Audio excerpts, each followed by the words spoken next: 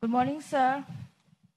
Firstly, more than 4 months, Manipur University was not functioning and in the state of turmoil, chaotic situation on demanding the removal of Vice-Chancellor A.P. Pandey.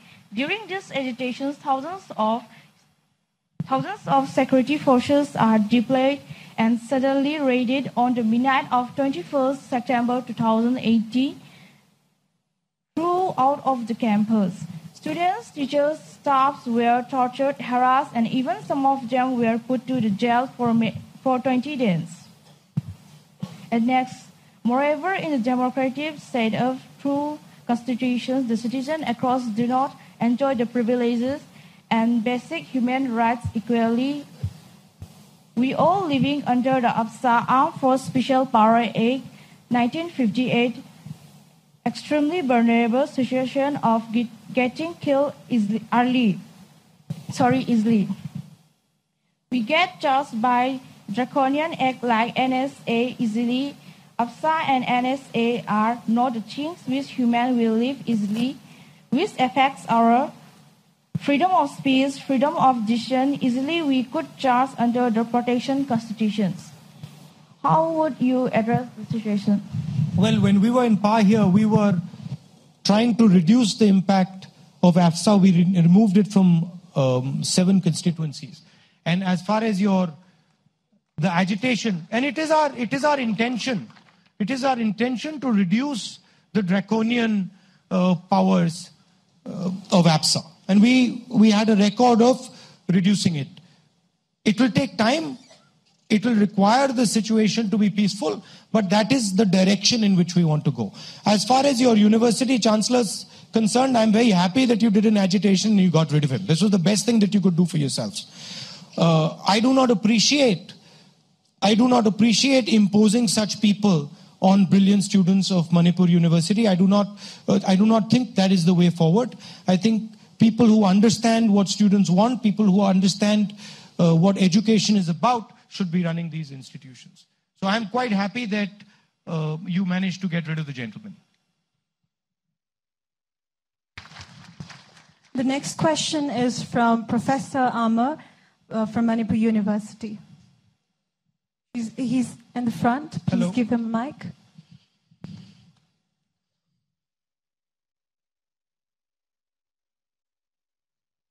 Good morning. Good morning. Well, the first thing that Modi regime did was abolition of the Planning Commission. The latest thing is sidelining all the statistical bodies of the country. Now, we would like to have a clear-cut stand from you on the statistical system of the country as a foundation for governance. We really need a clear-cut stand at this juncture of the country. The second one, we'd like to hear from you about your vision for the Northeast for the next 20 years. Thank you.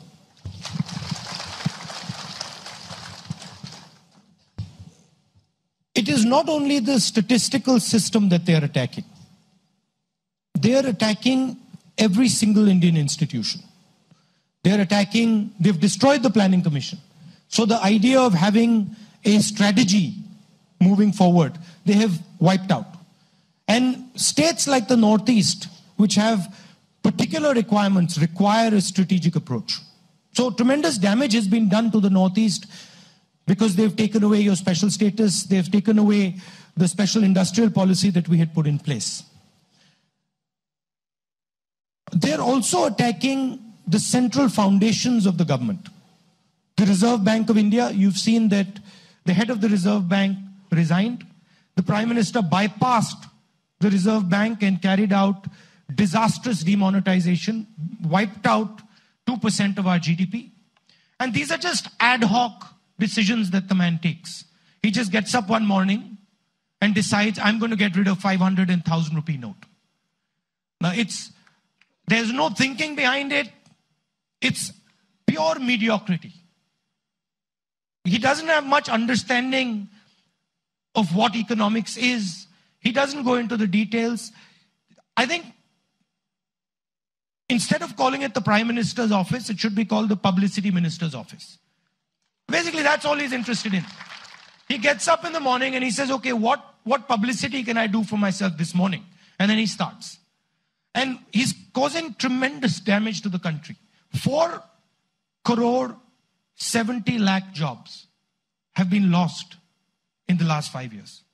The gentleman said that he would give 2 crore jobs per year. And he's actually not given anything. He's actually lost 4.7 crore jobs. So there is an absolute lack of understanding. It's the same idea that you take a man who has no idea about how to run a university and place him on top of a university. I mean, the Prime Minister makes these fancy speeches and all that. But the fact of the matter is, and I have nothing against people who don't go to university. In fact, people who don't go to university are very capable. But the Prime Minister, we still don't understand. The Prime Minister seems to believe that he's been to university, states that he's been to university. But we still have not had access to his university degree. Nobody actually knows whether the Prime Minister went to university or not. Right? There's an RTI in Delhi asking for the Prime Minister's university degree. And the RTI has not been responded to. So basically it is an imposition of mediocrity on a country that is extremely sophisticated, a country that understands things, a country that has huge amount of talent. So you just waste all that talent. I don't know if you know, but when the Prime Minister carried out demonetization, he locked up his entire cabinet. He locked with a key. He locked his entire cabinet. And the cabinet did not even know that the Prime Minister was going to demonetize India's currency. That's the level at which we are operating. Now, coming to how do I think about the Northeast? Number one, we have to tackle the job crisis in India and the Northeast. In order to do that, we have to significantly increase the amount of money we are spending in connecting the Northeast to the rest of the country. And frankly, I like the idea of Look East, where we connect the Northeast to Asia from the eastern side. So building infrastructure, connecting the Northeast to other countries in this region. And I view Northeast, frankly, as a potential manufacturing hub in the eastern part of India. I think it is absolutely doable. It will take time, but it is absolutely doable if we have a strategy for it. With regards to agriculture in the Northeast, we need to make sure that our farmers, the fruits and vegetables they're producing, are being processed. A lot of wastage takes place. You're not connected. So we would like to set up right near the farms in Manipur, food processing units for oranges, for whatever you grow, so that the farmers can sell their produce in the factories and get adequate compensation. Finally, if you look at our banking system, and you look at the type of people who have access to the money, who are given the bank loans, you will notice that Mr. Nirav Modi got 35,000 crore rupees. One man got 35,000 crore rupees. They can't give you special status, but they can give one man 35,000 crore rupees.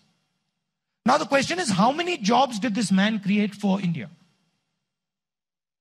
Almost none. And there's a list.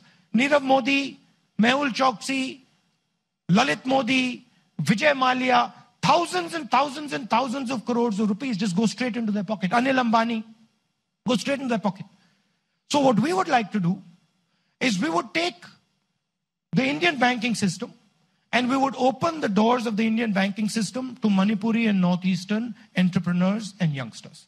We would allow you to access that money, get bank loans, and build businesses so that you can create jobs for the nation. I think that would be broadly how we would think about it. But most important, and I think this is absolutely non-negotiable, we will never let anybody compromise on your history, on your language, on your culture, and on your way of life. You cannot talk about development of the Northeast, development of Manipur, and then not talk about the spirit of the Manipuri people, not talk about the culture, the language, which is frankly the most valuable thing that you have.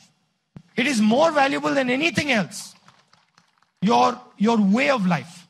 So we do not want to allow anybody to impose themselves on your way of life. And I think I say that not only for Manipur, I say that for the entire Northeast and all Indian states. Thank you so much. The next question is from T.H. Rojan Singh, Research Scholar, Manipur University.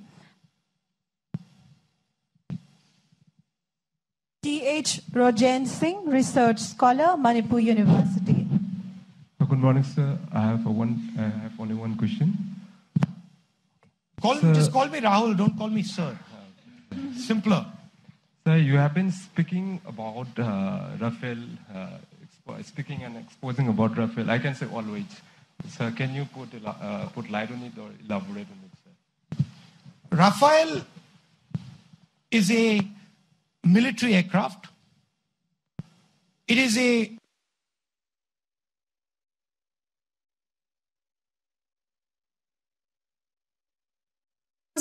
Congress President Rahul Gandhi interacting with the students and teachers of the Manipur University. In fact, he is in Imphal for the upcoming Lok Sabha elections there. Of course, he has made a lot of statements answering to the students and teachers of Manipur on how the Northeast can potentially become the manufacturing hub. He wants to talk about the development and the spirit of the people of Northeast. And that, of course, being some of the statements there being made in response to the statement of how the Congress perhaps can take the Northeast forwards their agenda for development in the next 20 years when it comes to the upcoming Lok Sabha elections.